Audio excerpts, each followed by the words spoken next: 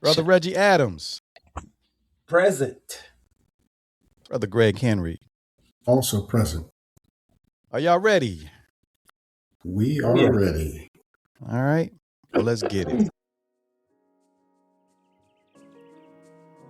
Urban Christian Veterans provides a safe place for Christian veterans of color to discuss the challenges you face in your daily lives. Being a person of color has its challenges. Being a Christian has its challenges. Being a veteran has its challenges. All of those factors being combined makes for a unique and sometimes difficult life experience that is seldom talked about in public forums. Thank you for tuning in to the Urban Christian Veterans Podcast. Here's your host, D. Allen Rose. Thank you, Aaron, for that wonderful introduction. This is D. Allen Rose, and you are listening to the Urban Christian Veterans Podcast. So, let's get it. All right. First of all, again, thank you guys so much for sitting down with me again. I really appreciate your time. And so let's just jump right in, man. What's on your mind? What topics, current events? What's going on that's bothering you or on your heart to talk about? Current events. Wow. Straight up her moose. Straight up her moose. Okay. Is going on. Okay. That seems to be a big topic. What about it? What about it? Well, I'll start like this. I think initially what I believe our administration was hoping is that once the bombing started and there was a sort of a blitzkrieg, so to speak, onto the populace there, that there would be some cowering or, okay, we can't deal with this or we're going to give up right away. That did not occur. Right. And I think the backfire to that is that prior to that, Iran was letting free flow, if I'm not mistaken, of ships going through that strait. And I think that particular port of the strait is not a long distance. So there was free flowing back and forth of ships going through that strait. And with them threatening whether either to mine that area or to unleash munitions from the coastline, it's giving people pause because from what I've read, the insurance on those ships can be very expensive on the load. It's based on the cargo. It's based on, I believe, the weight and the amount of the cargo. And you're talking about millions of dollars just to insure and to pass through. So it's not only the oil not moving and other products not moving, it's also the additional cost that's being brought forth to ensure that if there is a loss of cargo, then that's compensated. So in countries like here where the oil prices are going up, thank you for an electric car. Right on. I don't have one, but okay. Yeah. Some people are feeling it more than others. Here in Texas, we're an energy state, so the price has not escalated as much. But you go out to, say, California, you go probably north to the northeast, you're going to see elevated prices in gas. Hold on, man. Let me ask this question. You said Texas, energy state. Now, was it not a couple years ago some bad weather had your grids going down? Like, I'm like, y'all was like doing without heat and it was 6 inches of snow. Oh, okay. That was on the ground for about 4 days. Because by the 4th day, the temperature rose and it was melting, even going on to the 4th day. By day, I think 6, it was basically gone, except for where, you had it piled up where it was, a nice mass, but it was gone. The roads were clear. But during that time period, and I knew an older lady that, worked at the gym. She was a retired senior citizen. She went through about 2.5 years, I believe almost 3 years after the fact of trying to deal with contractors and repairs in her home. And, when you get to a certain age, you might have to be on a fixed income. And it was trying. And I think what ended up happening, she ended up selling that house and moving with her sons. And I see her on social media and she's very happy. She's close to family, close to her grandchildren. But there was people who had died. Yeah. Because a lot of people, if you're not cognizant of how a lot of people in the world living, not grow up, but living and even grow up, you might not be familiar with, hard times. I think you had people who had died. You had the power grid, because we're not an area like, say, Atlanta. You might have one particular power entity. There's various entities that you could solicit service from. Well, I remember y'all was going through something there. We did, and the power grid was raggedy, and your boy left y'all cruise. He bounced and went to he went to the beach somewhere. He got caught. Yeah, which was definitely a bad look when you had people who were suffering. Right. Because it wasn't just like, a couple of days people lost power. It was a couple of weeks. So for some folks who had lost, as well as the damages that came along with what went on. So, you said we're a power state. That's what made me. I was like, hold on. It's a power capitalistic state. Right on. Yeah, there is. If you're in the power and energy business, that's oil, gas, solar, wind. This is a state that embraces that, especially oil. Obviously, because this is Texas. Okay, so that's why this is not as impacting you guys as much. And I'll say it, we're a red state. Okay, well, Reg, we on line with a baller, but that's cool. Yeah. The ICE is not really showing up around here. Yeah. And my brother-in-law, we were having a conversation. He was stating that if you were really serious about illegal immigration, because this is a border state, not necessarily where I am. If you went to the construction where in my area is just blowing up, they're building, expanding. If you were to show up to some construction sites, you might get a whole slew, but you would affect the economy. I would think that Florida's the same way, Reg. Like, don't y'all? I mean, yeah, but they got them shook down here. They shook. They're Ubering. Oh, right. They're not driving. They're Ubering. Really? And they are doing minimal like shopping out. Yeah, I know a few, and they're legal, but their friends they're even scared because they've been sending legal folks back. So yeah, when they told me they're Ubering, I was like, wow. Yeah, they said they're not even trying to drive and be caught. And with this bounty, they got $1,000 a head, basically. Oh wow! Wait, what?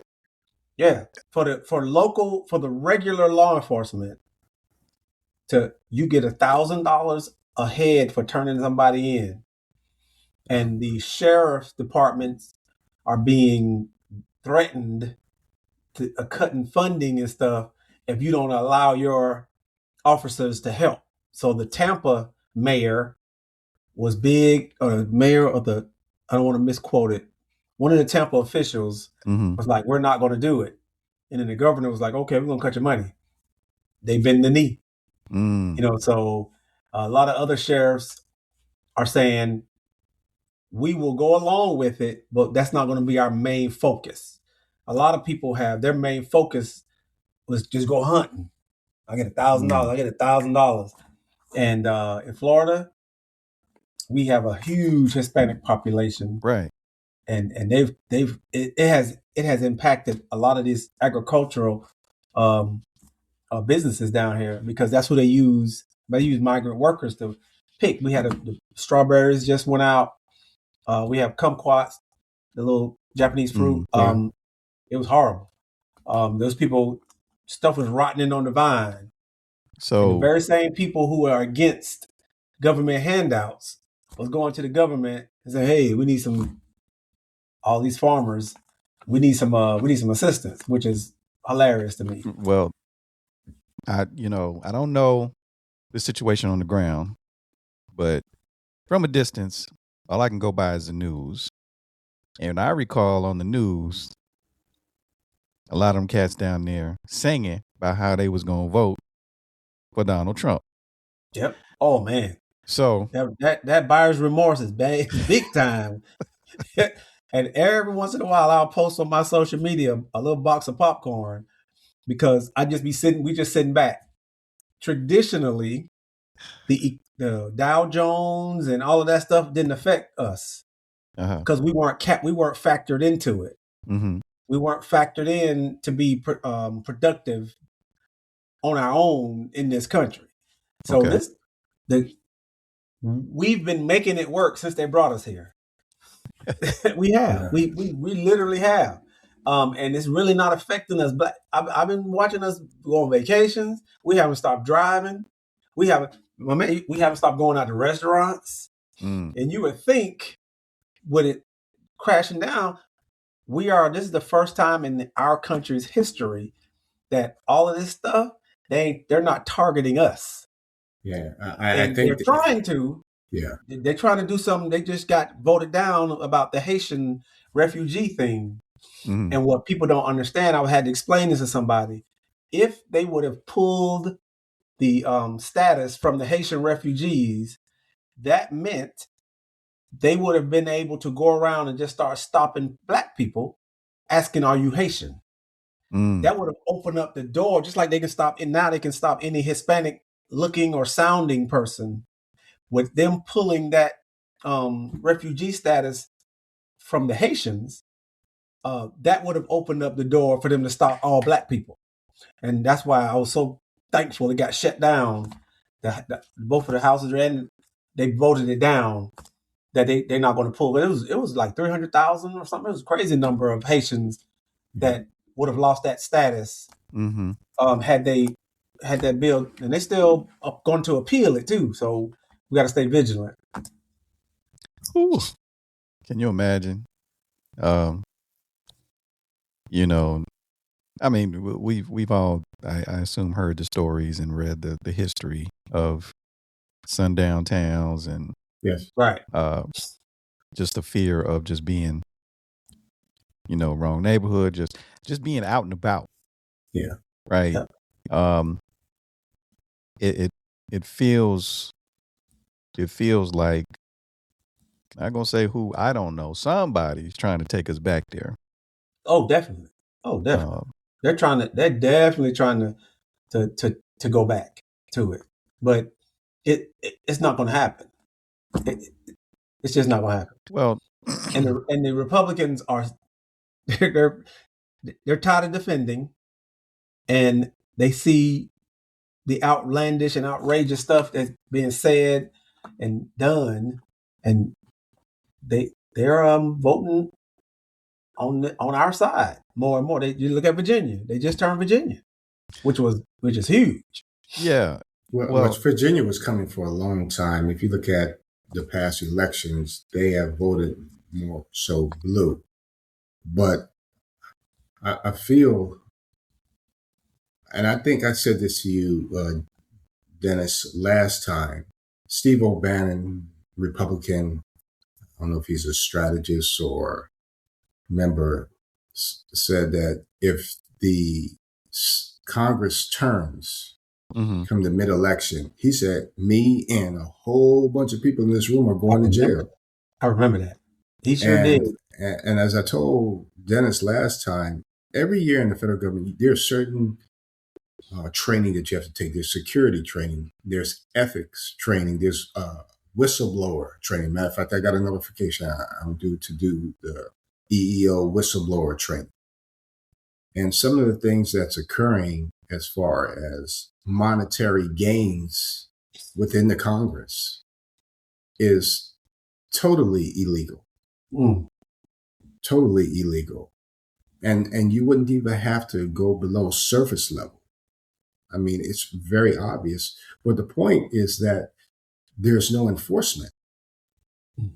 There is no enforcement whatsoever. So I feel a lot of people think that if there's a changeover, there's going to be a change across the board, because there are people who are doing well. It took me the second iteration to notice anytime he said something about the tariffs or anything, I was watching the markets. So I went in there and I changed my 401, and it was beneficial. And market manipulation. And if you just pay attention, and a lot of us in our community weren't taught a lot of things as far as the markets. We weren't taught about trusts and wills and developing LLCs if you have real estate and how to set those things up. All those things weren't taught, but I think our generation we're starting to delve into that, so that now our children will know and they'll be incorporated into that. But people are, if you're at a certain financial level, they are making money. And they're making a lot of money. That's why I honestly believe the people of color who are Republicans, those people are like the six-figure people. They don't care what he does, as long as he keep the money, the taxes away and the money coming. I have relatives that are Republicans, and we go back and forth to the point to where now we can't even talk. I just say, it's getting hard to defend, huh? Well, let me ask you this, man, and more of a philosophical question on that topic, right? You mentioned we traditionally hadn't been included or taught certain things, right? How do I phrase it without sounding like I'm all for it? But hear me out. So if you notice, those who don't look like us, they have played the long game, right? They have been putting things in place for decades. Yes. Yeah. To the extent that right now, all of the chips fell in place, and they had the right dude come along at the right time and become the leader of the free world, who had the same ideology. Yep. So my question to you is, can you really fault or blame them for playing that long game, right? Because you can jump up and down and be mad about it. Or, well, let me stop the question right there.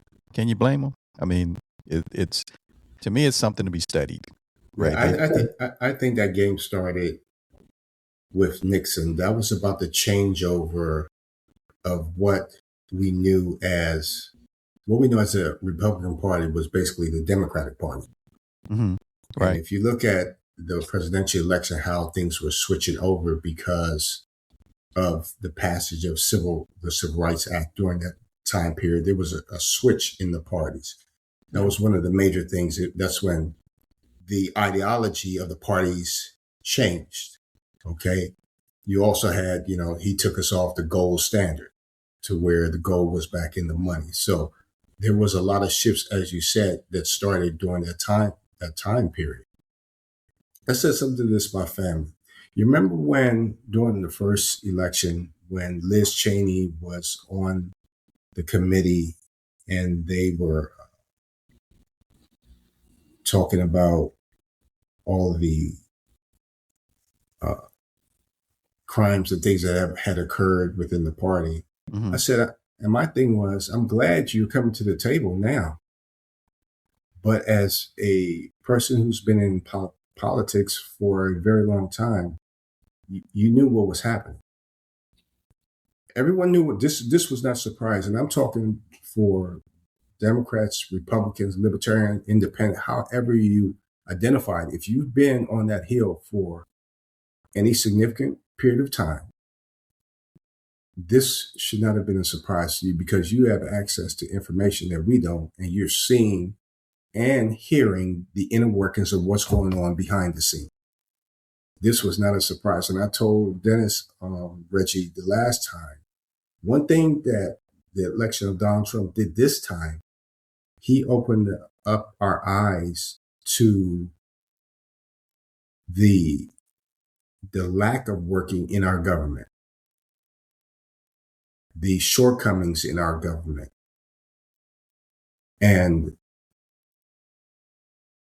the first order of business, if there's a change over at the midterm election, you keep things in place to keep functioning of government and businesses going forward. But there has to be some shoring up of certain things in our government. For instance, I'll just throw this one out there. A felon should not be sitting in the most powerful position in the world. That's number one. Yeah. Oh, see, now you're meddling. You're meddling now. Yeah.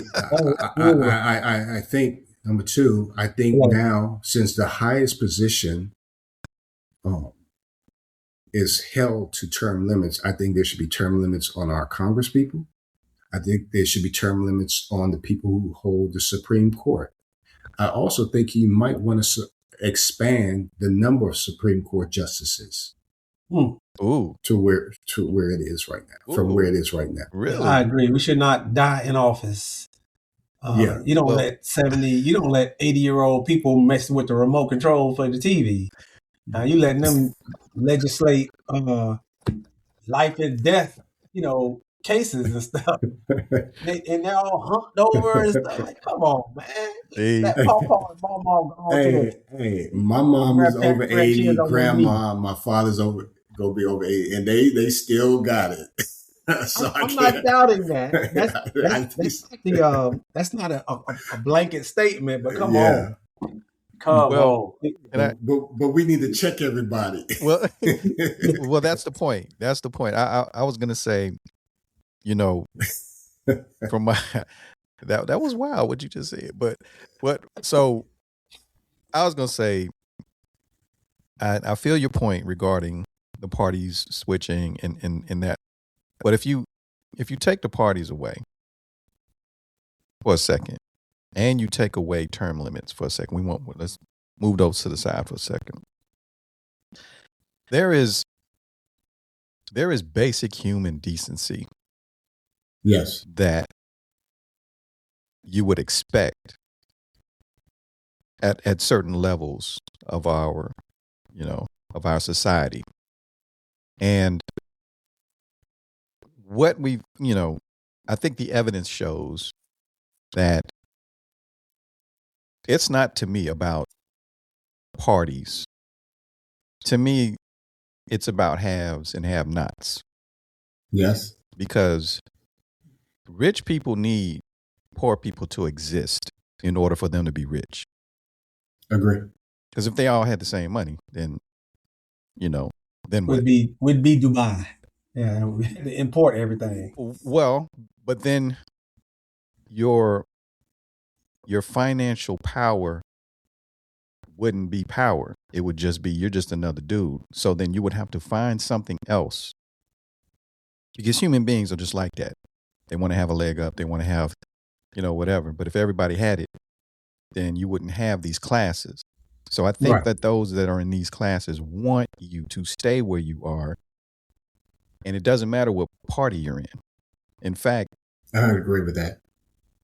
In fact, here recently, you'll see that there's foolishness on both sides. And people are getting caught doing stupid stuff on both sides. And people who gave the persona that they were above board for a bunch of years. But then, watch this.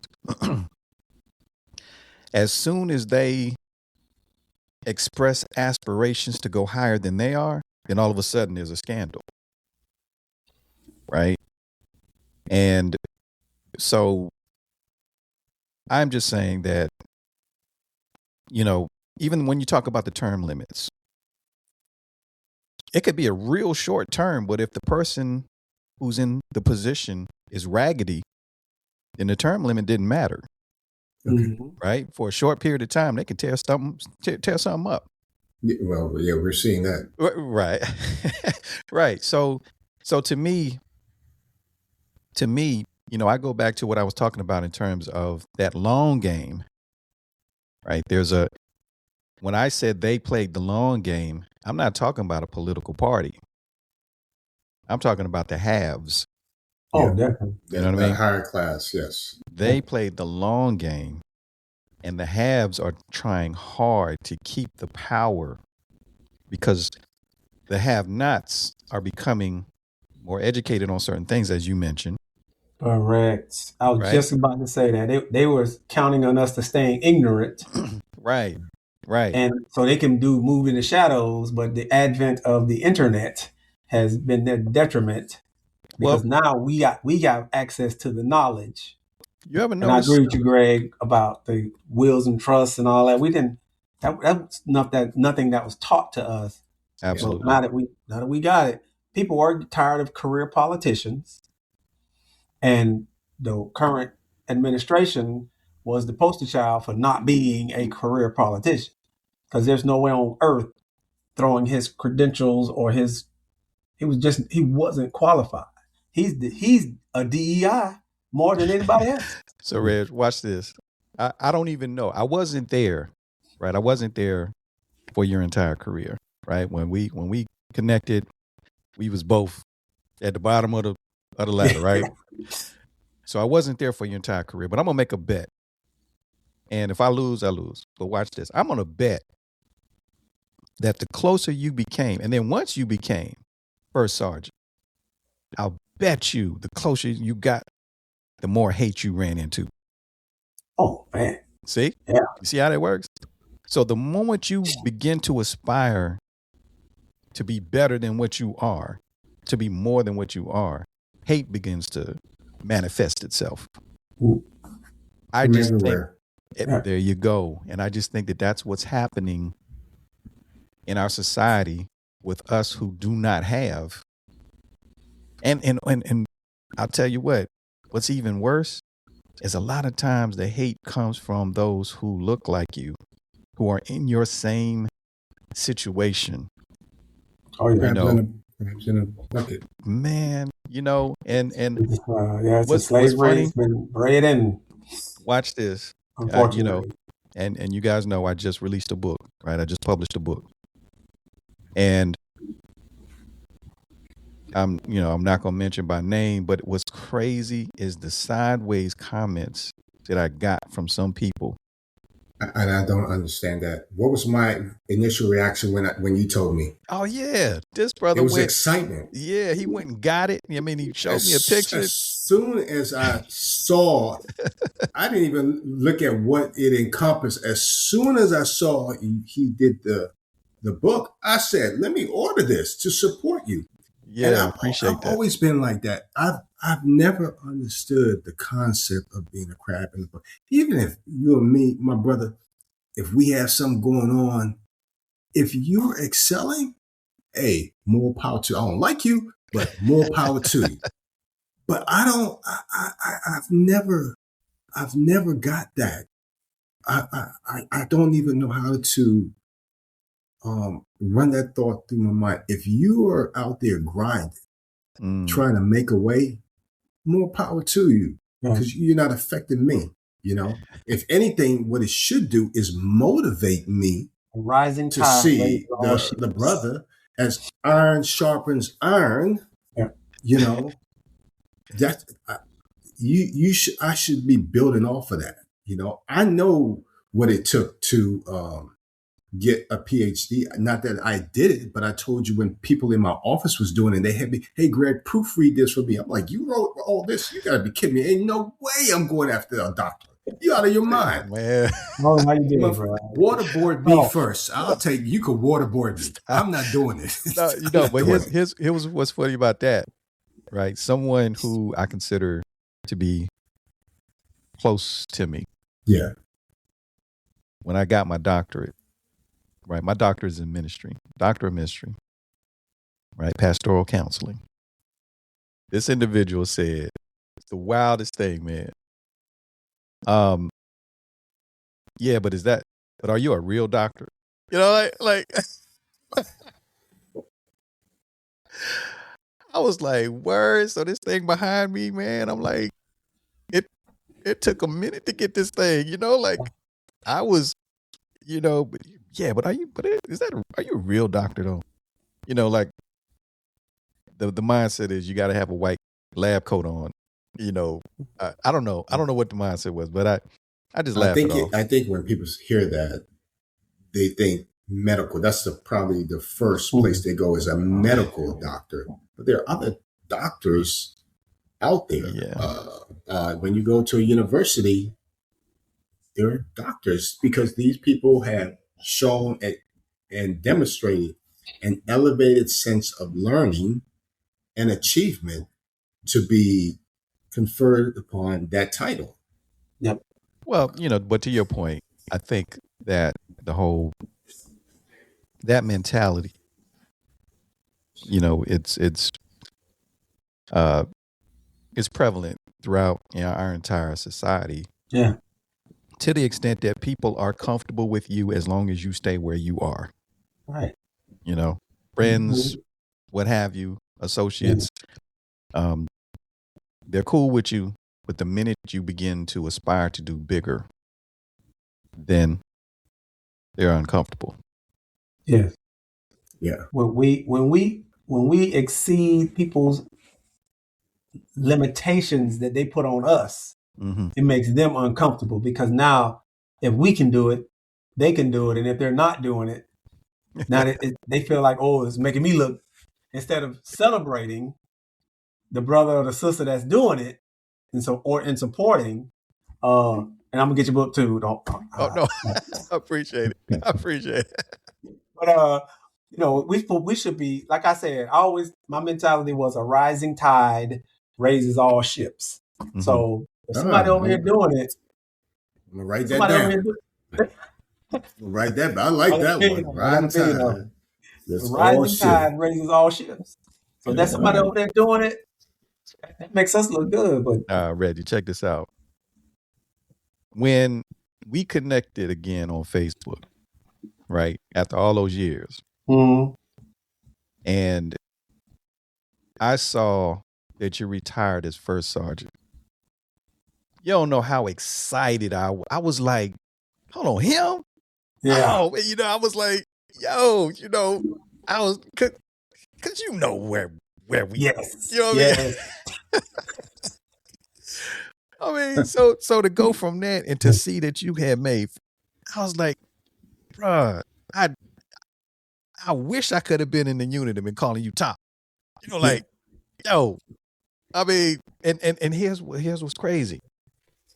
I know that as a leader in an organization, you got to surround yourself with people who you can trust. Yep.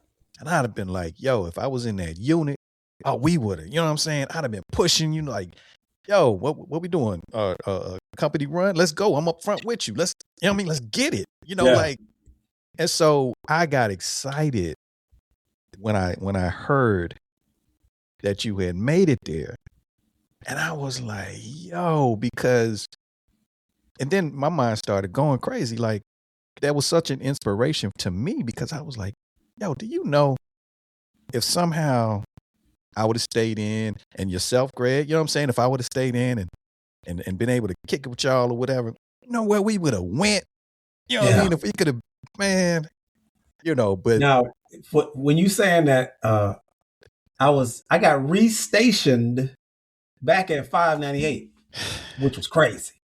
They done remodeled all the barracks and everything. Right, so, where was this located? Fort Benning, Georgia. Fort Benning. Okay, on main post. Okay. So I'm a E6. I'm an E6. getting back to stomping grounds, basically. Right. And I go into the battalion headquarters and I'm going in the door. Out walks Sergeant Major Wilker. That What messed me up. No, you know what? I could see that. I could see that because he was an E6 by the time we left. I could see that. I saw the trajectory, but that messed me. I was so excited to see him, bruh. I knew he was on that trajectory. You know, but and here's the thing. I'm not surprised, but he's one who, even though he used to kick it and carry on, he was the one who, like, he's like, yeah, whatever, we doing, whatever. But then let there be what is it? Funeral detail. Yep. That brother's uniform would be, you know, now he's in charge of the detail. He's that dude. You know what I mean? He was on honor guard. He was on all that stuff. All of that. I was like, everything that you needed to do that was like extra. You know, and I ain't talked to the brother in decades, but my point is, I saw that. I could see that in him. And, you know, what's funny is when we first met, I ain't gonna go down that lane, but the point is when we first met, we wasn't like this at first. Right. You know, and I think part of that was because he wanted to be down and cool and everything like that, but he still had these standards that I wasn't living up to. I'm just going, you know, you ever met somebody like that? Like, you could be way better than what you are, but you acting like, you know. And back then, man, I'm what, 20, 19? Yeah. Like, man, I ain't trying to hear that. You know, whatever. Old box head joker back off me. You know, like. He really was pushing people. He was trying to push us. Yeah. He really was. Hey, man, y'all need to study. Hey, man, y'all need people like, man, we're going to the club. I could see that. I'm not surprised at all. There's a couple more like that. And, you know, that when I saw Anderson, him made first sergeant, I was like, yep, I just see it. Greg, I figured you was going to be a sergeant major somewhere. You know what I mean? Yeah. I was heading on that trajectory. Because I had just a quick history. One of my close friends, he's in Saudi now, started his own company. This brother was probably one of the smartest people I've ever met. He won Audie Murphy Soldier of the Year in Europe. He beat me at the battalion level for non-commissioned officer of the year. He went on to Major Army Command and won non-commissioned officer of the year. Very smart guy. Very smart. I thought he was going to be sergeant major of the Army. I didn't think I had the political acumen to be sergeant major of the Army. I could have been sergeant major of a post or something like that, or a staff sergeant major. But I was like focused. I was looking at warrant school to go to flight school. That's where my focus was. Yeah. And I think if I was in, regardless of the past, I would have either made sergeant major, going that path, because he and I would have been instructors at Fort Gordon. That's where he ended up. He was an instructor at Fort Gordon, and we both were slated for that. And or I would have went the warrant course, because at that time I would think I was the only one in Rose and I field who was airborne qualified. Because when I went to the BNOC and all of that, I was the only one. Yep. So we were definitely tracking and moving on that, because once I came back from Germany after doing, I think, 2 tours over there in the sand, I was locked in. I was like, okay. And it wasn't necessarily for rank. I was like, there's a certain lifestyle I want. The only way I can get that is get rank. Rank brings more money. Let's get it. And that was the mentality. Well, go ahead, Rich. I felt that way. It's only been 2 people that have, boosted or increased my spiritual awareness, so to speak. So, I'm not saying the right words, but one of my best friend I grew up with, he's literally a brother. He became a minister and a pastor, and when I saw you, because the first time I saw you, you were in front of, you was at the pulpit, and somebody took a picture of you doing like this, and I was like, Rico is preaching? I got to get my life together. Boy, I ain't heard that name in a minute. It took me back. Yeah, right? I was like, I sent you the picture. I got the picture of us at the club. I'm like, that took me back to I gotta get my life 89. together. That's 1989 right there. Yeah. I hadn't heard that name in a I saw minute. that. I was like, oh yeah, it's time. Okay, it's time to get yourself together, sir. Because them two, if God can do it for them, I know he can do it for me. Oh man. Brother, I was so proud. I felt like a proud uncle. I was like, wow. It wasn't even that, because you were CIO of was Georgia State Airport. Chief Technology Officer. Chief Technology Officer. I said, Georgia State. Yeah, I saw that because that's when we had connected. I was like, what? Yeah. Rico moving like that? I said, I got to step up. And it wasn't no jealous thing. This is what I'm talking about. Okay, I see my partner. Yes. Because I think he was a class about 2 or 3 classes behind me. Yeah. When we were at Gordon, I said, okay, Rico, I see you. All right, time to step it. Time to step it up. Yeah, I'm telling you. You know what's crazy about that is, when you're going through your journey, and I'm sure you guys can relate to this. Who you're around is so important. Like who you surround yourself with. Oh yeah. Because, I'll just say, I told, Greg, we discussed this when we separated, went our separate ways after AIT, and then, everybody was going through the reclass thing. Yeah. I got out because I wasn't surrounded. Like, every unit I went to, I was the only one who had the MOS, right? So everybody else was, they just wasn't feeling, they didn't care. Like, so, and they wasn't necessarily motivated to do anything. Yeah. So I'm by myself and I wasn't surrounded by people who was trying to get it. So I was like, why am I even still in this thing? I might as well just get out. Yeah. Right? There's nothing here for me. But when you're surrounded by people who's all trying to get it and do the right thing and push. Now, I will say that I got out of the military, and the aspirations in me still pushed me to go do some things outside the military. But the point is, had I still been in and around certain individuals who were trying to get it, who knows? Who knows how that would have went. Yeah. One of my mothers would always say, show me your friends and I'll tell you who you are. That's a true statement. Yeah, that's And we at Fort Benning, we pushed. We did push each other. Now we might have pushed each other to do some wrong stuff. Yeah, I was gonna say. But we pushed, and I remember like, hey, corresponding courses. Here you go. Yeah. And here, hey, study for the board. Hey, I remember that. And those guys, we had fun. I tell people all the time, I don't know what I did during the week, but I can tell you what I did on the weekend. Yeah. But we had fun. But we were pushing, and I spent the rest of my career trying to surround myself with that kind of nucleus, and it didn't always happen to be with like rank. It ended up being same age range. Yeah. So and then, but it was only like 3 or 4. So especially my last duty station at Bragg, it was like I had a E6, E7, had like a specialist, but we were all the same age. Mm-hmm.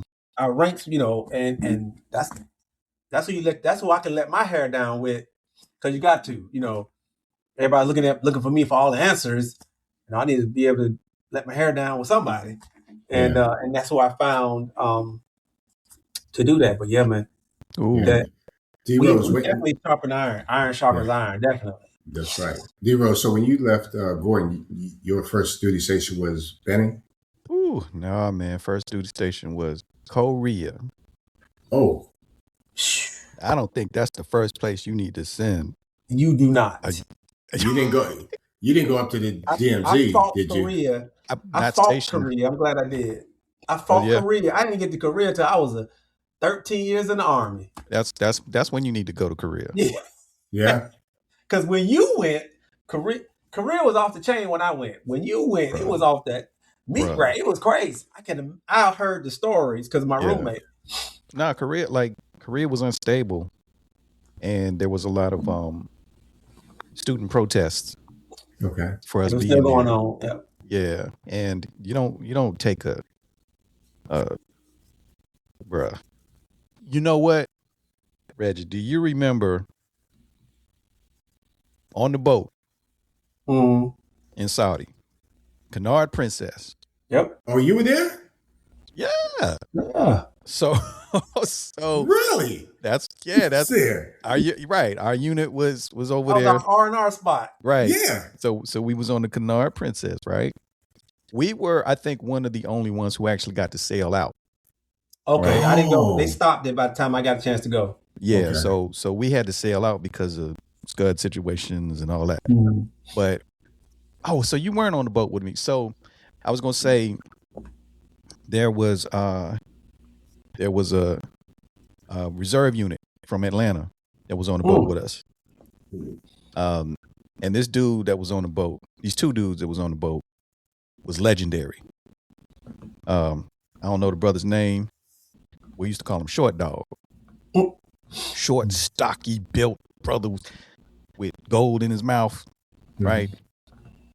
And there was another version of him that was with him, a taller one, right? It was like, and so I was hoping you was on the boat with me because I was gonna say, I don't know what their situation was, but I saw them in Korea too. These brothers was wild, and they did not mind throwing hands. And so in Korea, why I say you don't send somebody they first duty station, right? I didn't even know how the army worked yet, much less a foreign country, much less one that's in turmoil. So,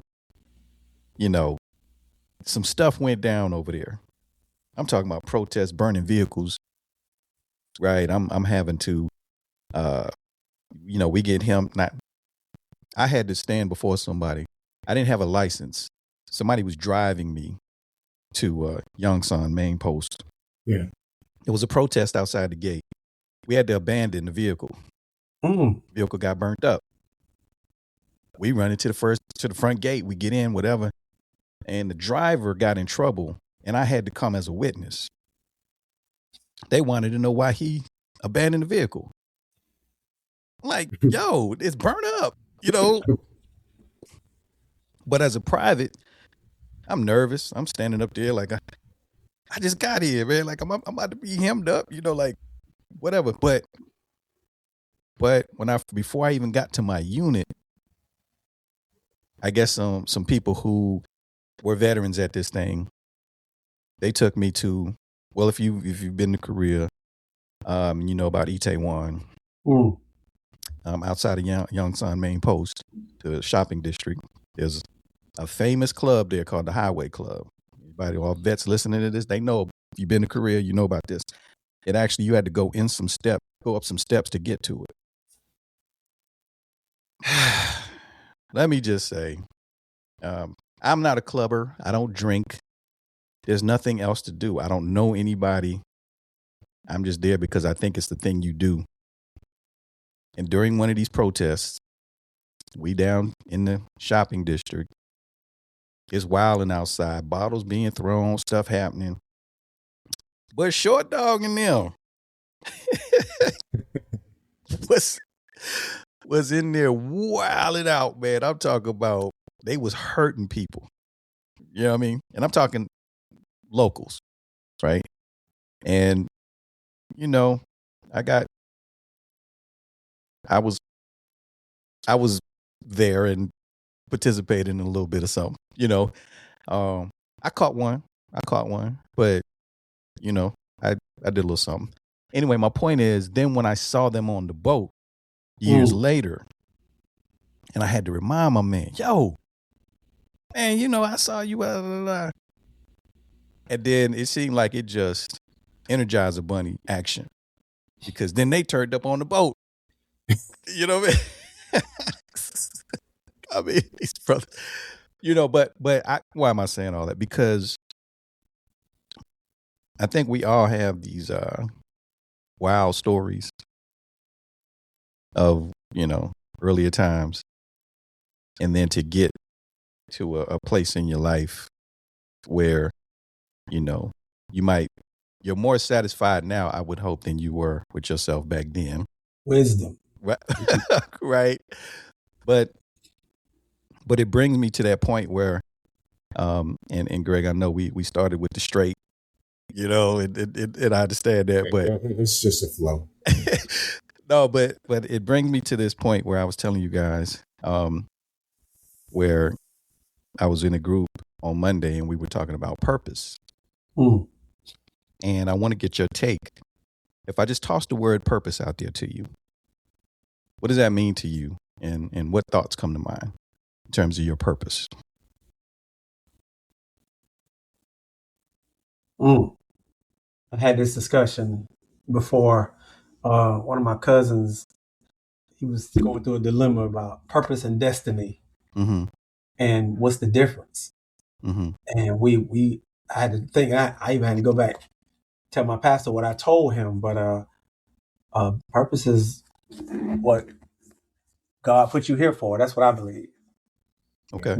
And finding that purpose or accepting it for some people, that's what we here for. That's what we here for. And when you find it, I think it makes life easier. It's one of those things you'll do without getting paid for it. And I just believe that there's that thing that this is what you here. This is one of the things you're here to do. A lot of people never find their purpose. Okay. A lot of people never find it. I feel sorry for those people.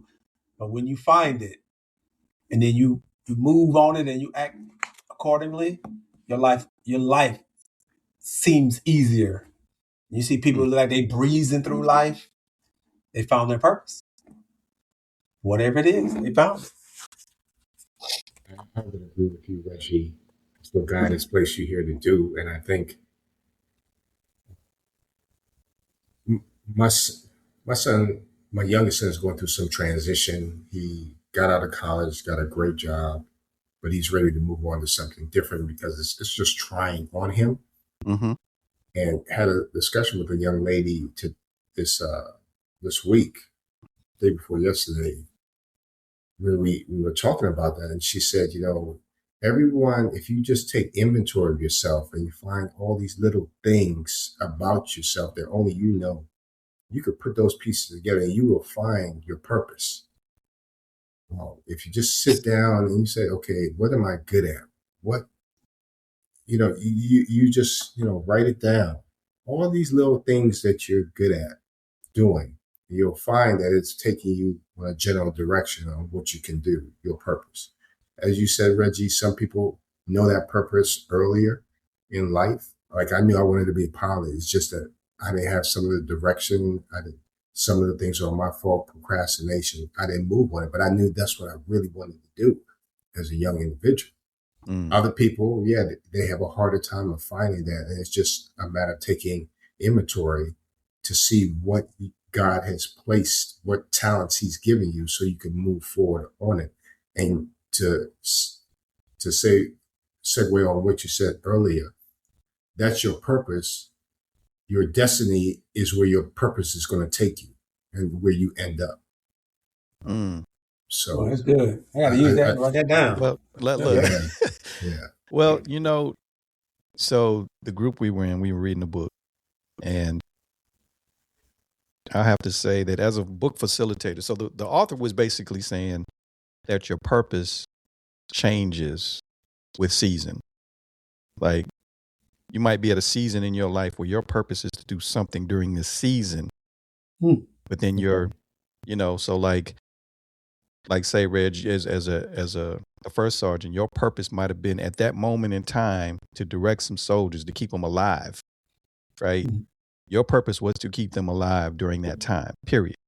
And then when the season changed, your purpose has changed. As part of that book club, it was my job to interpret and try to teach the book. But I disagree with the author. I kind of look at the question of purpose is, I think it's threefold, and it's not just purpose. Purpose is just one part of it. I think that in life, I don't want to get too deep, but I think that everything is why, what, and how, right? So I think that your purpose is your why. Like you said, God created you. Why did God create me? Why am I here? That is your purpose. Set that aside. The what, I think, is what we call calling. You are called to do certain things along the way in each season of your life. But then the how are your spiritual gifts. So in other words, you are always working toward your purpose.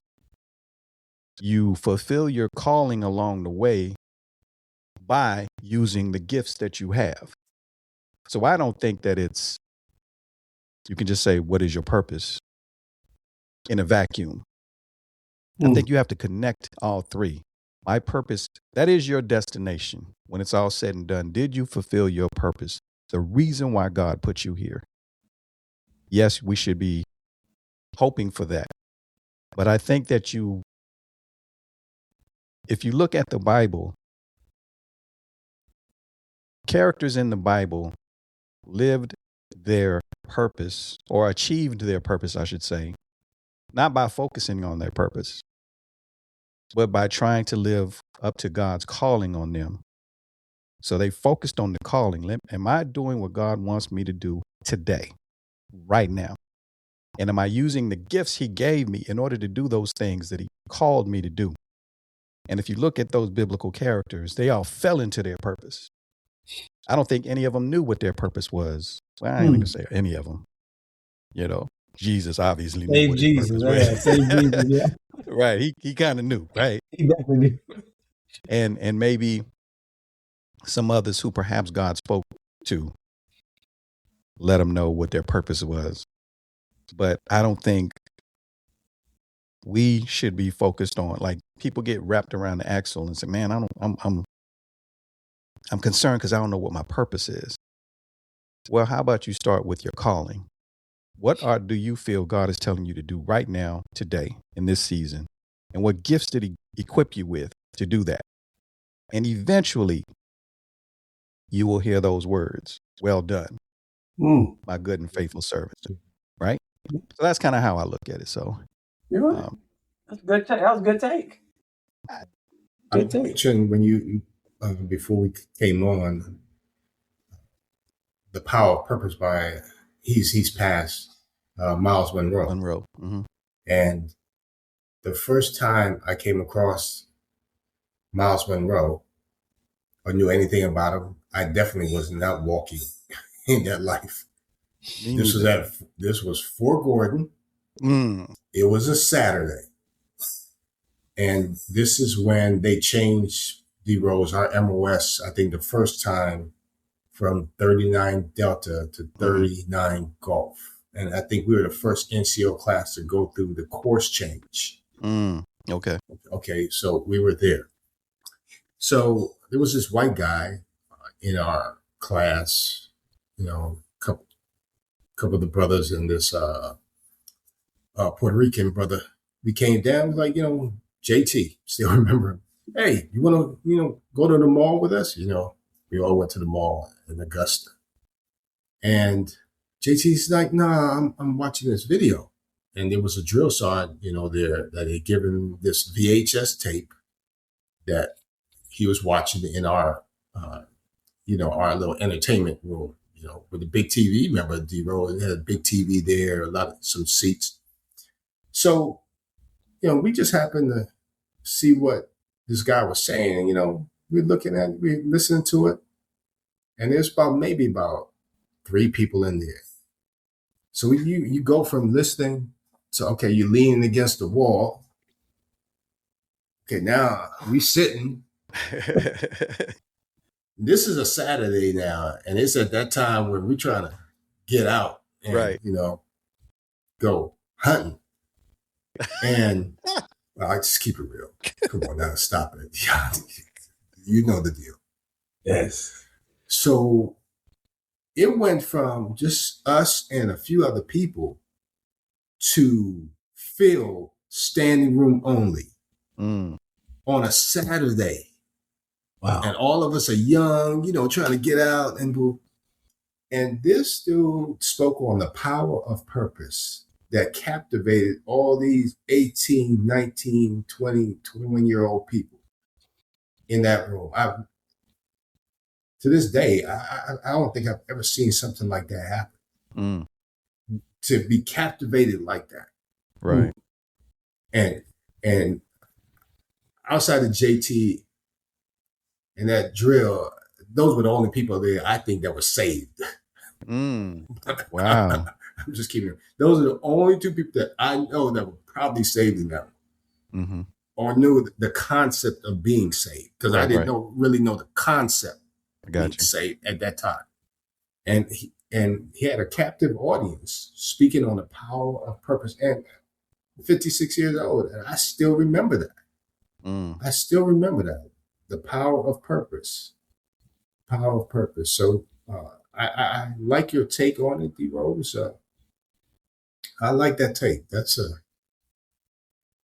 good take. Yeah. As I said, the book, the author didn't quite put it that way. I just disagree. And that's your right, doctor. Right. Right. I just see it differently. Yeah. I see it differently. But yeah. So with the purpose thing, trying to bring it back anyway. When you look at when we started with the current event, the war that's going on. Yeah. And can you imagine, for instance, for a moment, that what the military does to people, us? You are at the mercy of these individuals who direct you to do certain things. Give you orders, you follow your orders, or what have you. Follow legal orders. Right on. So, but that's why I say in terms of purpose and calling, because if you get orders, your unit gets orders to go do something you may not even understand. Your calling may be to be there for those who need you to keep them alive at that moment. Your purpose probably has, I don't know. I wouldn't know what anybody's purpose is, but your calling at that time may be to keep these individuals alive. And I believe God always equips you with the gifts you need to carry out your calling. Okay. And you guys ever notice how, for whatever reason, you can't figure it out, but for whatever reason, people gravitate towards you and want to hear what you got to say and will listen to you, and it might be because he equipped you with that gift, right, of influence. And so now here it is. But when you're in the moment, you might not be thinking purpose, calling, gift, right? You're just acting. You're just doing it. You're taking action. And so why am I saying all this? Because I'm concerned, obviously, about the war. But what was even more concerning to me was either yesterday or the day before, I saw a story where there are sailors on ships that are going hungry because they can't replenish the supplies on the ships because they just out there, right? Really? They didn't plan, right? They didn't plan to be there this long. Like you said, certain individuals thought this was going to be over in a couple of days. So now they're out there and they're having to, and then there's many ships out there. that they're having to replenish by other means. And, you know, they eat well on those ships. Everybody eats better than the Army for some reason, you know. But anyway, oh, so definitely the Air Force. Well, man, yeah, they spoiled, man. But they're out there, and can you imagine not only the ones that are on the ships, but the ones that are on land, but within range of the attacks. Everybody is just going through the motion, not going through the motions, doing what they were ordered to do. But how many actually think about those three things? Purpose, calling, gifts. Probably not a whole lot, especially when you're worried about air raid sirens going off. Yeah, it's survival. Right. It's pure survival at that particular period of time. Our collective experience with the military, at least my thought on it is, I know it's some stuff that's not being put out in the media. Oh man, there's some conflicts going on in these units. You got a bunch of folks like I'm saying out loud what they ain't gonna do. I couldn't, because we had people doing that when we was getting ready to go to Saudi. You know, and now you're saying, oh, you want me to go over here and mess with these people? You ain't give us no directions. We just go because you say go. Yeah, it's some. I believe I saw, and I have to verify this, and maybe you saw the same thing, that some people were protesting. Veterans were protesting at the Capitol. Yes, I saw that at the Capitol. Yes, some of them got arrested. Yeah, they went to the rotunda and were protesting about, I guess, bringing sailors and soldiers and Marines and airmen back from over there. So they're keeping that hush hush. They have effectively put people in place to control all the media sources outlets. So a lot of stuff, it'll slip out and you haven't heard nothing else about it. Yeah, it'll slip out and it gets pushed under the rug or whatever. So yeah. And I think that's why you see traditional media is slowly taking a back seat to these podcasts, and all you need is this thing right here, this iPhone or this Android or Google phone, and go to an area and go live, and that stuff is getting out there. And I think that's one thing people are dealing with now. You can put out information, but if the right number of people are there to see what's going on, they're going to put it out too. And, I think that unfortunately, I guess professional journalism is under attack, right? Yes, definitely. And because of the fact that, as you said, through social media, through technology, just anybody can report on anything. Yes. Nowhere near qualified from a journalistic perspective to really report on what's really going on, doing the research and all those things that go along with it. They just want to be first. Not only, yes, because that pays, right? Clicks and likes and impressions and viewers. So it kind of goes with the whole being questioned about, are you a real doctor?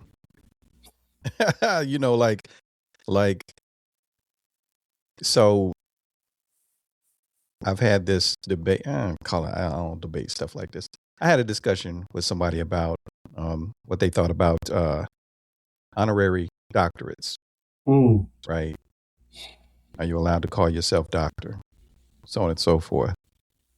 I'm not caught up in the title. I don't care one way or another. Right? But what I will say is, where the rubber meets the road, and the thing that qualifies me as, to carry the title, all that means is I actually went through the rigorous journey of actual field research, and I know what it takes to do research. Mm. That is what would separate me from someone who's never been through that. And so the same thing happens with journalism. There are journalists out there that know what it's about in terms of actually reporting on something. They have verified their sources. They have done the research. They work hard so that they can, especially those journalists that have deadlines. I got to get this out by a certain time. So they got to go do a whole bunch of research before they can put it out there. Versus Joe Blow or Joe, well, I won't say his name because I might get jammed up, but Joe Podcaster, who, well, you know what? Joe Podcaster is pretty big, so he might have a team that does some form of research. So I can't speak on that. But the cat next door, I know he doesn't, right? And how many of us have seen video clips of somebody somewhere and something crazy's happening and they record it and you be like, oh man, it's a fight. They're doing whatever. And then they won't hold the camera still and, they out there doing But, and then you get a whole bunch of people commenting on whatever they saw. Nobody knows because there's no context because no one did research. They just was trying to get likes and build their following, and a lot of people come to rely on that as their news source. Girl, guess what I read today? And no journalism. So unfortunately, I think it's by design. I think that because you don't know what source is true. Right. And what you've done is you've devalued the actual, credible news sources from both ends, from the top where certain individuals have bought the conglomerate that owns them now, and from the bottom, the viewers who saying, why I need to watch you when I can go out here and, plus this is more entertaining over here. Yeah. You know what They've I mean? monetized it, and it's been monetized first. Being first has been monetized over being right. Yeah. And when the top officials can just say fake news, and they have a base who believes anything that they say out of their mouth, I call them the talking heads. When you turn on your CNNs and all of them, and you see them talking heads, people just believe them. And I was like, why? Nobody does their own research. As long as they're saying what you want to hear, what they would be thinking in their head, it's got to be true. It's got to be true. And that's sad part about what's going on. But I also see some of those people's eyes are being opened now. The scales are being removed. Mm-hmm. Yeah. And so now we have all of these buyer's remorse people coming on. Oh, I voted, but I think I made a mistake. Oh, it's too late now. We were trying to tell you. Yeah. Speaking of mistake, did y'all hear about the comment Tucker Carlson made recently about how he regrets having helped Tucker Carlson? Yeah. Yes. Go back about 35 minutes when we started this, and I said all these people who have been in it, left or right, knew what it was. Yeah. So what regrets are you talking about? The thing is this: I am all for reconciliation and repentance. Right? I'm all for those things. Roger that, Pastor. But where I had issue with his statement was he said, "No, I regret helping, the president get elected. I regret misleading people." But then he said, "I didn't mean to." But but you knew you were doing it. Right. That's where I have.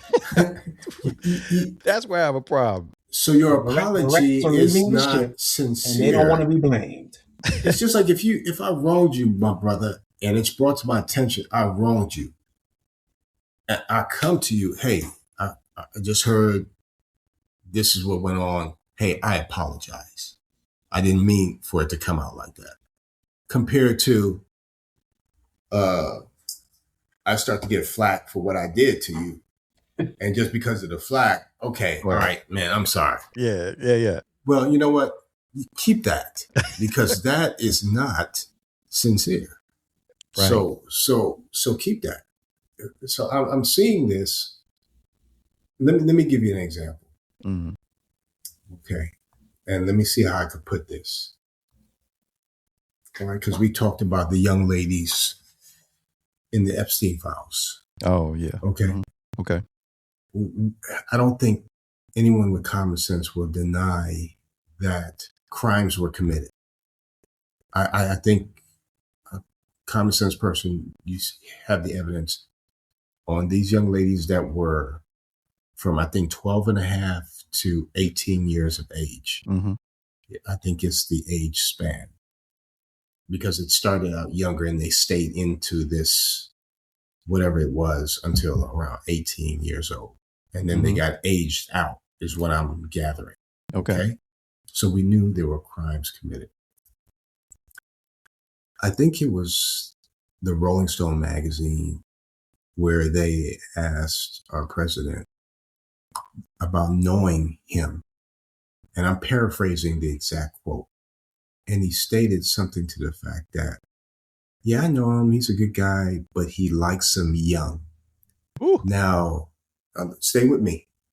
Usually back in the day, or even in this day, when you have a older gentleman and you say he likes them young, your first thing is, okay, he likes some 20-year-old or something to that effect, but going to be of age. But now the evidence is coming out, and you find now that all the young people that he liked were underage. You said you knew he liked them young, and you see that the age range were underage young ladies. So you knew what he was doing. Mm. When you are fawning over your own daughter, saying that if she was my daughter, I'd probably be dating her, that is weird to me. That's just nasty, grimy, nasty. Steve. I mean, think about it. You're saying that over your own daughter? They know. Them files come out. Whole bunch of folks going down, left and right and middle. Yeah, and that is why the emphasis is on distracting us. Because every time I'm an observer. I've been an observer. You and I both. For a long time, and I've noticed every time something pops up with them files, something crazy pops up. So I'm also a conspiracy theorist person. So, being the other conspiracy theorist people, we're thinking that if it gets to a point to where they can't control the narrative, we're going to have another. We're going to have a false flag incident like 9/11. And that will totally refocus everybody in patriotism. You know how much patriotism happened? How many soldiers and people joined the military after 9/11? It totally focused. It brought everybody together, blacks, whites, cats, dogs. We was all kumbaya on it because of that. That's what Israel did, right? You know that happened in Israel. Yep. Like with the current state of affairs, Netanyahu was coming to the end of his term and was getting jammed up for some crime. And was funding Hamas through Qatar. And I had to shut somebody down at the gym when this was going on. He's like, well, what do you think about, what's going on with Israel people? The attack was heinous. No one would disagree with that when those 1,000 people had taken off. But I broke it down to them like this. I'm Israel. You're my people. This is our enemy. I'm giving this country money to give to our enemy who attacked us. And do you think Israel has one of the best intelligence agency on the planet? Mm-hmm. It's them, it's us, CIA, and it's MI6, the British. You remember when those pagers started blowing up? Right. You mean to tell me a country who could infiltrate a manufacturer of these devices over a 15-year period, set explosives in them at a certain prescribed time, and didn't see this attack coming? I don't believe it. They decimated. Just like us in Pearl Harbor. Yeah. It came out later that we knew. We knew. That's not a secret. We knew. Yep. And they knew. To your point, they knew. And so that whole land has been leveled. And I think that they want to go in there. They want to rebuild it. They want to put up luxury space in that area and move the current individuals totally out or into one consolidated spot where you'll be forced to stay. And my son, and we had a discussion, and he would identify as a Christian, but he said, you know what? I have a hard time with some of these people who are prescribing to be Christians and think what's going on over there is right. He said, I've known the Bible, and this is him talking. He said, I know the Bible. I've read it three times back to front. I know it somewhat, but you could tell there was a troubling on him where you have people who state that, you know, they're Christian, but, you know, if we don't look the same, it's going to be a problem as far as getting on or talking to you. Evangelicals, yeah. It's a hard take. Yep. You know, people are not going to listen to what you say; they're going to see what you do. So it's a hard take. Yeah, absolutely, man. And I think one of the things that gets under my skin right now is that you have people who defend the country of Israel and try to do it from a biblical perspective. Those are God's people. Yeah. Right. Yeah, don't you tempt me. Don't you tempt me. I'm not going down. D-Rose. Look, I'm not going down that path because I don't need my phone blowing up. You know, don't you tempt me, brother. You just be a good moderator. That's what you're doing. I'm not. But that bothers me. And when before you go on, I'll just say I've been to the pyramids. I've been inside the pyramids. Okay. I've been to the Egyptian Museum. I've seen the artifacts. Okay. Yeah. No doubt. Oh, I am woke. And that's all I'll say. No, man. I guess that falls in the category to me, right? Of there's certain groups on this planet that will hijack a term for their use. Evangelical is a term that was hijacked. Yep. For their use. Woke was a term that was hijacked. It was hijacked. For their use.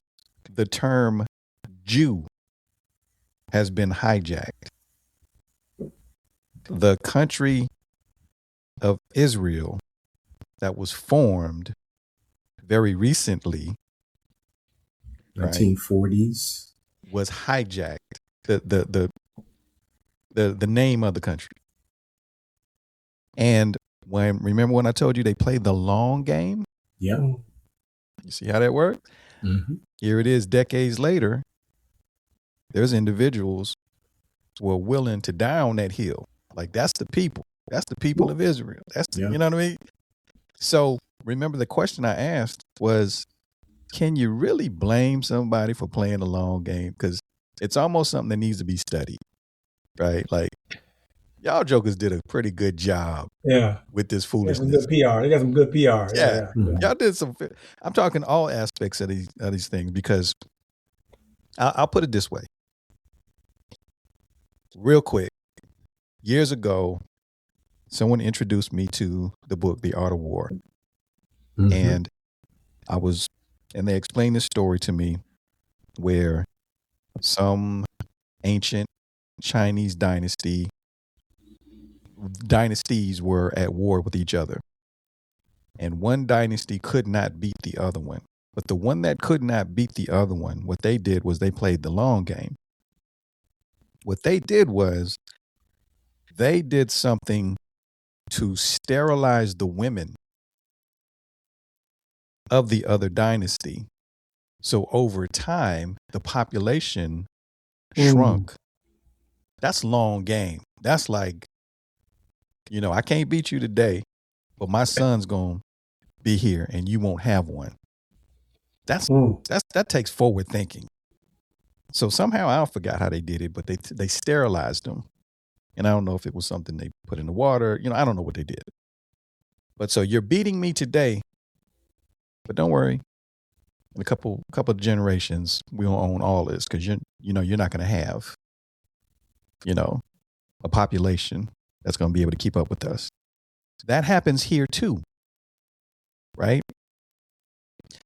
We've talked about how our community has these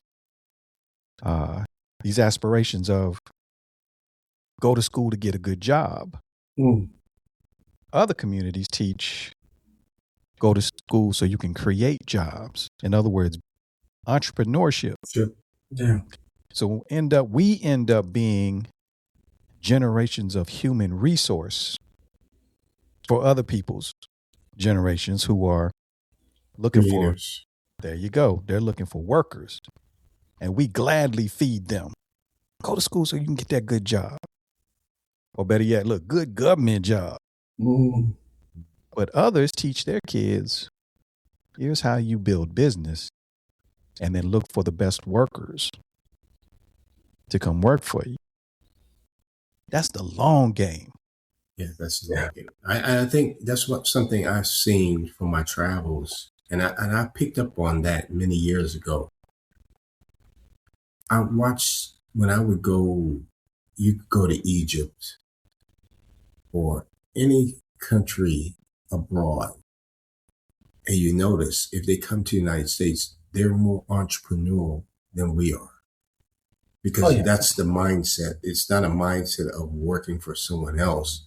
They'll take whatever skill set or knowledge that they have, and they'll parlay that into a business to earn themselves income instead of taking that talent and resources that they have and working for someone else. Watch this.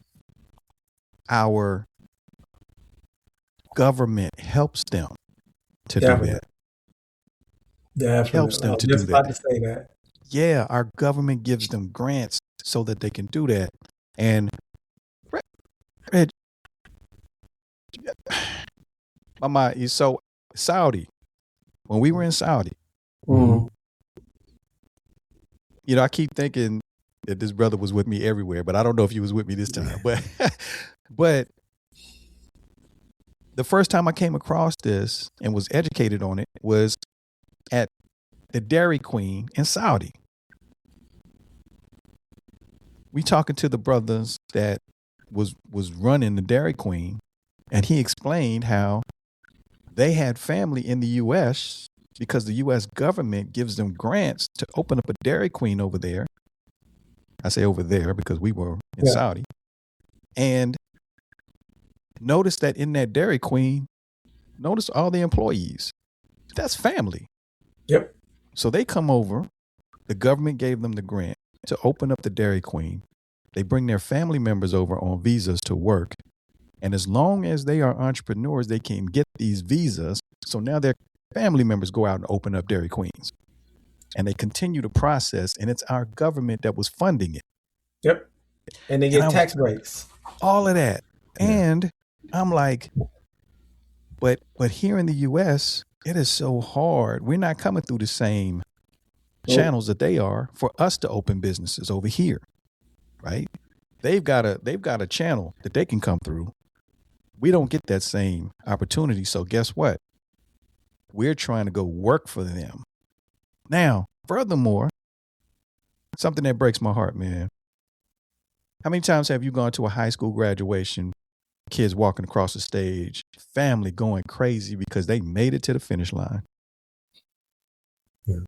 Am I lying? I mean, it's like they clapping, they going crazy, they in the aisles doing cartwheels. People got to ask them to calm down for a minute. Can we please? Because their kid made it to the finish line, graduating high school. I'm like, bruh, do they know that that's the starting block? This is not the finish line. That's just the beginning. And that's the beginning. Yeah. But their mindset is, you get that high school diploma, you can get you a good job. Yep. And then if there's others who are more further along, you go get that college degree so you can get that good job. That's the lie. Meanwhile, folks coming from other countries getting funding to open up these businesses, and that's where you're going to end up working for them. Yep. Long game, brother. It's the long game. The oppressed will never allow, the oppressors will never allow the oppressed to gain. That is not, it's not in their good. It's not in their best interest. The long game is to change the mindset to where instead of thinking within this small box, you need to think outside of the box and start pushing entrepreneurship. That should be the push. Just like how growing up, we were taught, go to school, do whatever, get a good job, work 25, 30 years. But one thing, and me and my son, we had the discussion, these young people, that next generation, they're like, oh no, we ain't doing that. Nope. We ain't working no 25, 30 years for some gold watch or whatever. Right. We're trying to get it right now. And they're trying to do it smarter than we are. And I admire that. Trying to be influencers though. But even talking with that lady who talked to Donna, she was in journalism. And she said that the time of the influencers, I think, are going by the wayside. And here's what I took from it. People are tired. I think people are, because you cannot sometimes determine what is real and what is not.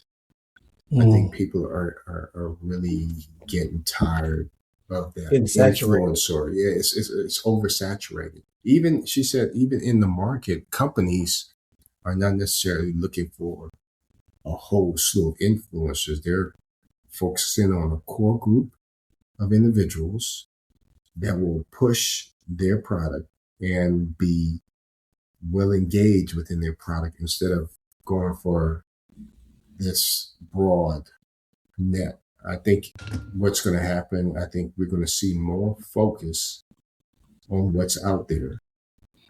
And you're not going to see the level of influencers that were there. We're not saying that they're going to disappear, but I think there's going to be a narrower focus to what's going on in society. I think all of us, this young lady that I went to school with gave a testimony of, it went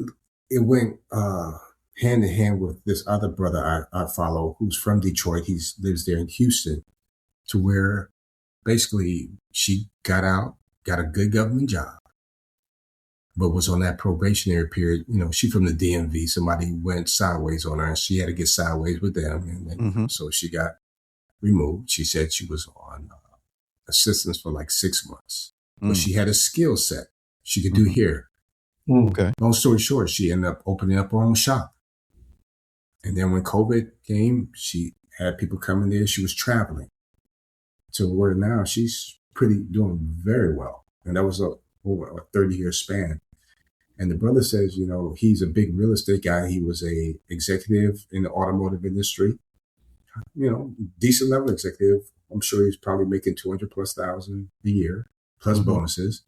He walked away from it, parlayed the money he had into real estate. And I would say he has a minimum of 30+ doors, minimum. So he said, and he has investments, he has gold, he has silver, that type of thing. And he said, you either gonna, and I'm looking at both of them, and this is the point they were trying to make, you're either gonna be an entrepreneur willingly, or you're gonna be forced to be an entrepreneur in some type of capacity, to where your skill set, you're gonna be providing services for different entities, using your talents. You know, you expressed D-Rose, you know, what are your talents?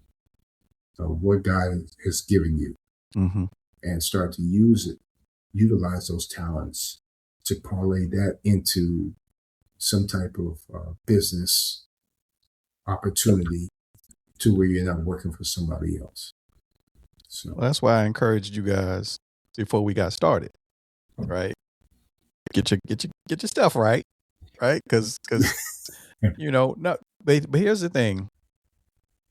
When we talk about influencers, right? Everybody that's in this podcast space, they want to blow up. They want to have viewership. They want to have all these things. Not me, really, right? I don't get into all that. I just want to. I have a passion for having conversations where people express what's on their mind. My podcast is called Urban Christian Veterans for a reason. You know, it's urban, right? For lack of a better term. I would say veterans of color that are believers. And I believe we have a perspective in this. Long as there is a military and then there are conflicts, we will have a perspective that is unique to, I would say, other veteran groups. That's why I do this. And my hope is to reach those who can relate, to hear you guys and your opinions, to where they can say, you know what, me too. I can relate. I thought it was just me. You know, so that's why sometimes I'll bring up certain topics where it hits us a little differently. Yeah. Because we've already said some things on this episode tonight that I believe other veterans groups would not be able to relate to. You know, so that's why I do what I do. And it's not about a whole bunch of, you know, I don't consider myself trying to be an influencer. I consider myself just trying to allow you to get your story out and your perspective out. Having meaningful conversations. Conversations, and hopefully allow others who can relate to know they're not alone. We think this way too. Right. So that's what that's about. So, and I still encourage you, you know, hey, Reg, man, get your lights straight. Get your get your I would get it. Let's get you set up right. You know, I think I've been asked to speak to a lot of kids. A lot of my friends, kids thinking about going to the military or whatever, and I had to really modify that over time. Yeah. And I was like, hey, the military is not for everybody.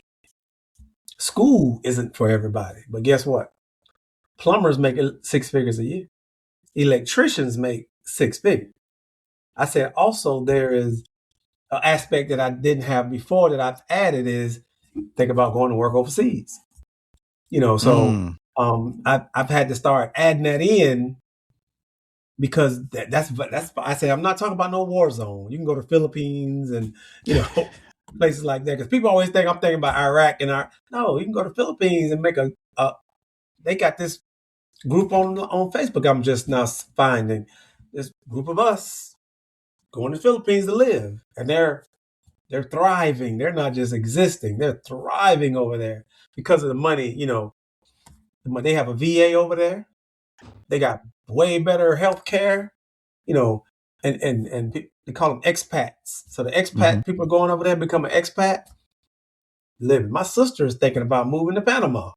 Panama is for expats. It is a great haven because, number one, they use our dollars. Yep. Number two, just like here in Texas is big. You go to a restaurant or a venue and they'll give you veterans discount. Well, it's the same thing in Panama. If you're an expat coming from the United States, you get discounts for shopping at different venues. So it's very beneficial. Panama is a big one. There for vacation. Yeah. I liked it. Yeah, Panama is a big one. Portugal is another big one. You'll start to see a lot of us. South Africa. Yes. And Ghana. But Ghana, South Africa, I've been doing some research, and that's a big place for us. A white guy came up to me. Me and a friend were talking about, hey, the first president, his first election, a white guy stopped us in a parking lot, was like, hey, I'm getting a house built right now in Ghana. We were like, whoa, because we were just talking about, hey, man, you think about moving out of the country, and all that stuff. And he was like, tell all your friends. He said, tell everybody, go to Ghana and get a house built. And what he does is the people that are building it, he allowed them to live on the compound while they're building. And then they take care of the grounds and they take care of it. Then he said, I call them and say, hey, we're coming over for 2 weeks. Then they go somewhere else. But he let them live there while they're building. He said, I'm telling you. He said, I know I'm a white guy. Y'all, he was playing. He said, tell everybody you know, go to Ghana, do citizenship or whatever you got to do, and get a house built. Because when this over here goes crazy, you need to be able to pop smoke. You know what, man? I don't know why that just didn't sit well with me, because I'm like, if a white guy tells me, I mean, let me let me preface it by, no, it's not a racist thing. However,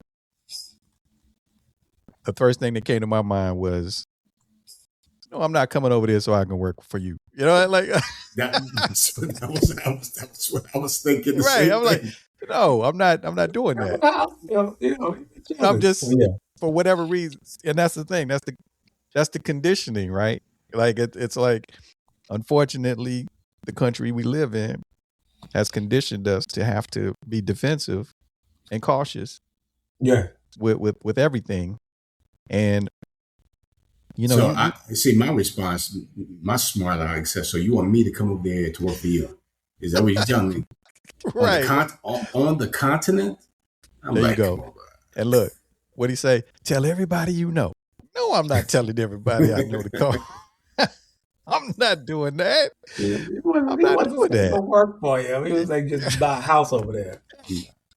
No, but that's what I'm saying. We are conditioned, sir. We are conditioned. Right. And unfortunately, the impact of that is it causes us.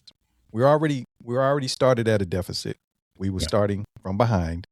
Yeah. And that continual conditioning is meant, I think, to keep us behind. And who knows? That could have been a blessing, right? But I blocked my own blessing. Nah, partner. No, I'm not. I'm not coming over there. I'm not doing that. And as a people, we're doing okay in this country. We've always been able to find our little niches. Yeah. And we work above, around, and below the system. We can grow stuff. We barter. We got somebody bringing over you grow this, I grow that. But this stuff. One guy podcast I'm listening to, he's like, no matter which party is in, they ain't never been nothing for us. Neither one of them. So we sitting back. Here's what I want to do, man. I want to end this on something lighter because the stuff been kind of heavy. It been kind of heavy. So give me, thinking back on your military career, within reason, give me an experience, both of you, an experience that impacted you within reason. All right, it's a family show. An experience that impacted you, stuck with you to this day, that still influences maybe your character, the way you behave, the way you carry yourself, or just had a profound impact on you. Whatever that is, within reason. You want to go, Reggie? You want me? The gentleman I spoke of, I said he was one of the smartest people I've ever met. Curtis Massenberg. He's over in Saudi. He got over there. He grew up Christian. He converted to Islam. Mm-hmm. And during his time as an instructor at Fort Gordon, you know how we had an exchange of foreign troops who come through our schools. Right. He taught one. And he stayed connected with that individual to the point when he got out and moved over there and started his business. And he said something to me. We went over there about 2 years ago, my friend and who lives there in Georgia, in the Atlanta metro area. We went over there to not only see him, but to give him some insight based on our experience working in corporate America, working in government, so he could parlay that information into his business. Okay. And he said something to me that I was like, wow. And he stated that he watched the moves that I made, that our other mutual friend made when we decided to get out, because we were fast tracking. He made E6 in, I think, right at 6. I made it in, I think, 7. We're faster. We're going to make E7 below the board. We ain't no doubt about it. And he said, we inspired him to have that confidence to step out. Mm. But when I stepped out, I was like, oh man, what am I going to do? I got to get a job. I got to do X, Y, Z. Right. I had to figure it out. But I say all that to say this: people are watching you. There you go. Unbeknownst to you, people are watching you. And even going back to this young lady I grew up with, and this is going back to elementary school, and she was giving all the fathers a shout out. And every person she was giving a shout out to, she would say a little quip about them. And when she got to me, and she called me GH, she says, I remember you taking up for me on the playground when we were kids, and you were always that individual who would take up for people. And oh man, that hit my heart. Because this is like fifth, sixth grade on the playground. You know, when you have recess and all that thing, and she still remembered that. So I say this to say, when you're walking through this life, man, people are watching you, whether you think so or not. And you may be influencing people more than you think. So just, I try to watch I'm not perfect by no means, but I try to walk a certain way and be respectful of people who come through my life, in how I move. Right. How I move. Yeah. So okay. I think that's one thing that's I could go on. Yeah. All right. Appreciate you. For me, I was a first sergeant, so and I get a phone call at home out of the blue. Well, one thing I have never done is deleted my soldiers out of my phone. So even from other duty stations, I still had their number. So this kid called me, and first of all, he was a cook. So, and I grew up a generator mechanic. So that our paths were different, in working and everything. But I was in leadership over him. And he called me and he was like, "Hey, I just want to tell you and thank you for always being there for me, always motivating me. And I've never tried that wasn't my goal to, because I think if you go out to be a motivational speaker, in the Army, you're going to come off as disingenuous." So he called and thanked me, and that really touched me. That was like, wow, I wasn't expecting that. It was another whole nother duty station. He said his pastor had challenged them to call someone who has directly influenced their lives for the better. And that really, I was like, man, I really appreciate it. Now, I've had soldiers, and for me, there are some first sergeants who don't like to be called top, which is crazy to me. But for me, that's a term of endearment. When your soldiers call you top, they know you care. Mm-hmm. And a lot of people, I'm not a toy. Don't call me top. Tops are toys. I've had a first sergeant tell me that, because I said, "Hey, what's up, top?" He was like, I don't like to be called top." Okay. But anyway, so yeah, that was that one kid. He said his pastor told him this kid was he was off the chain, and he came in the Army almost like the government, like, hey, Army, jail, type thing. Well, he went to, as a teenager, he went to South America with a construction crew, learned Portuguese just by being around it, married a lady from down there, came back, got in the Army. And that blew me away because I heard him speaking Portuguese. I was like, when did you learn Portuguese? Because he was white. When did you learn Portuguese? He told me his story, but then I moved on and everything. But he called me, and that was the one right there.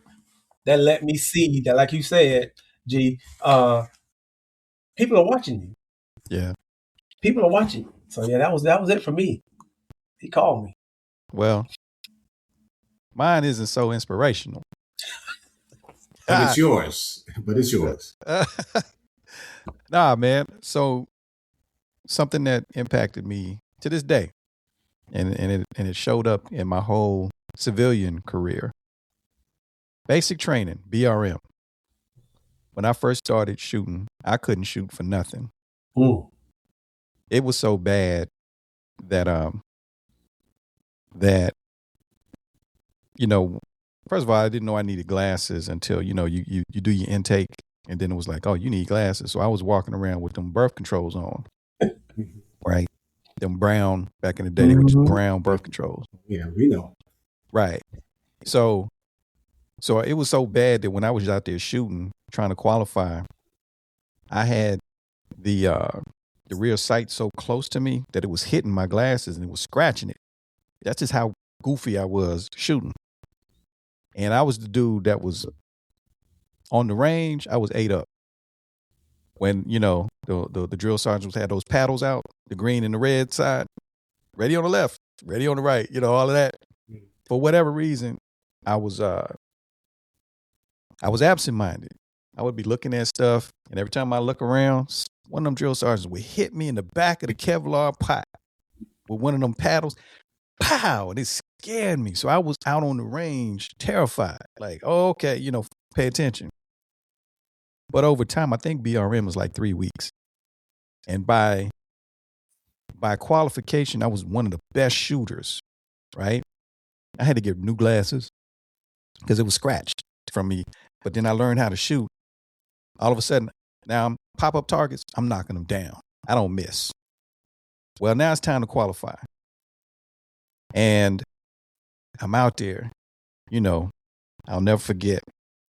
Prone, unsupported, laying there. I'm knocking them down. And then there was this thing where the commander said, I'm talking company commander said, anybody shoot Hawkeye, I'm taking you to McDonald's. Mm. When you went basic, right? McDonald's? Oh, yeah. So I'm out there knocking them down. Pow, pow. Because first is prone supported. Yeah. And you in the foxhole. Yeah. 20 out of 20. Oh, I got this. Now now it's prone unsupported. I'm out there. Pow, pow. We get to now that second 20 round magazine. I think I might have been on shot 16. Click. Oh. But sports, right? Slap, pull, observe, release, tap, squeeze. Pow. Got the target. Next one come up. Click. No problem. Slap, pull, observe, release, tap, squeeze. Pow. So now I got 2 targets left. All I got to do is reach over, get the rounds, put them in. I know what I'm doing, but at the corner of my eye, I seen a drill sergeant boot. And I didn't know if I was allowed to reach over and get these rounds. So the targets popped up. I just looked at it, man. Like, oh.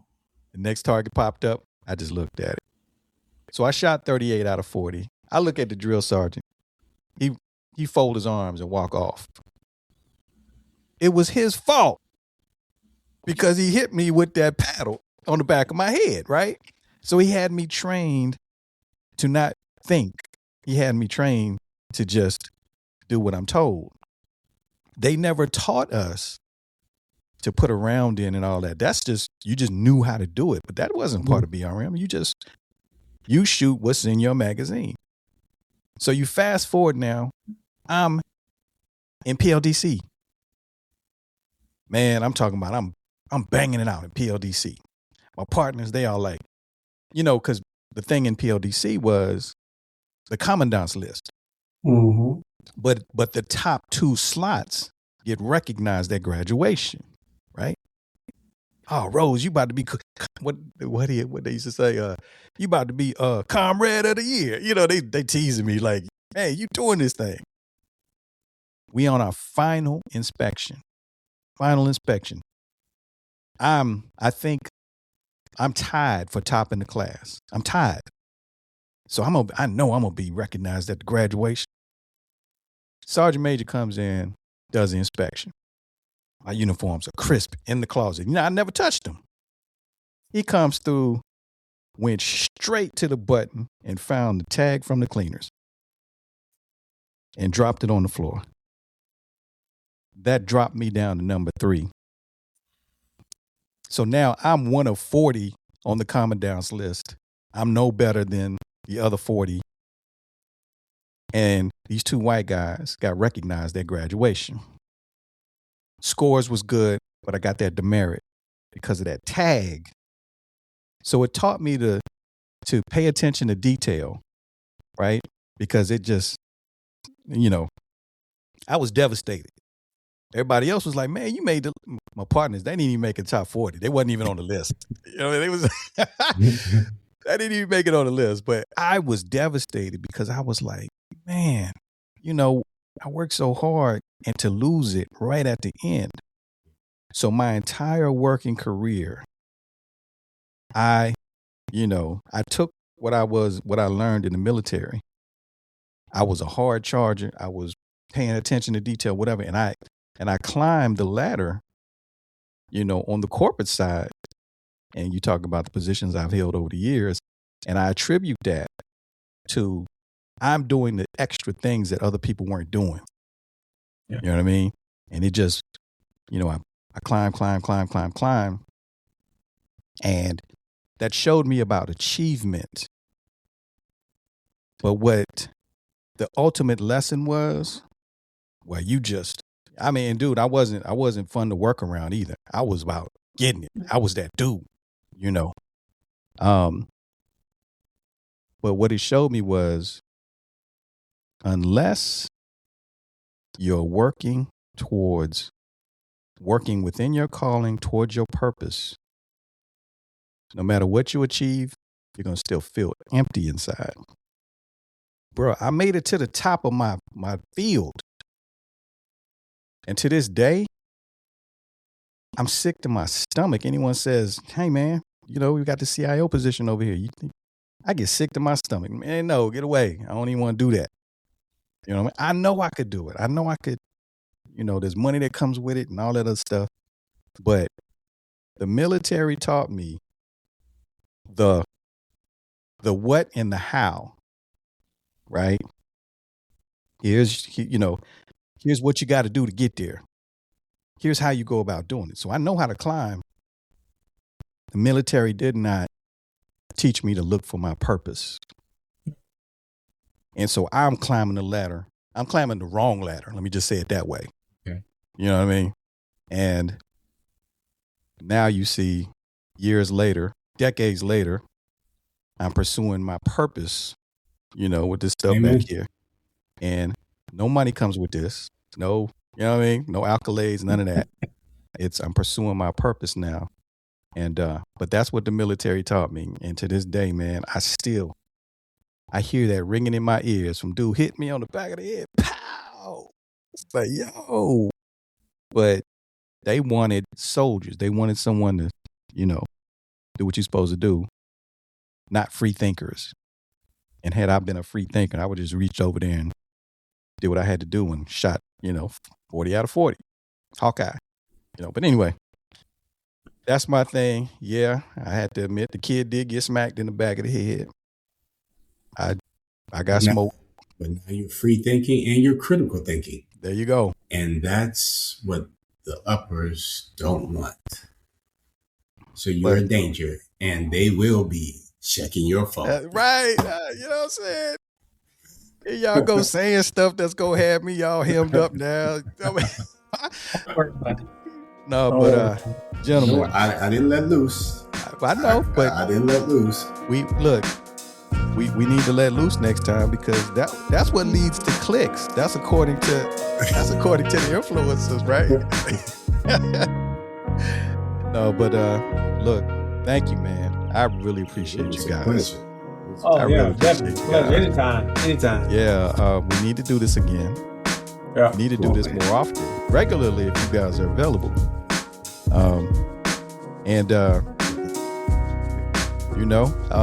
We'll go from there, man. We'll set something up, whatever your schedules will allow, and because there are so many things we did not touch. Always room for more. Yeah. So again, I do have to get up out of here. Yeah. Thank you, brothers. I appreciate it, and we will get together next time. All right. Work? Salute. All right, brother. All right. See you later. All right.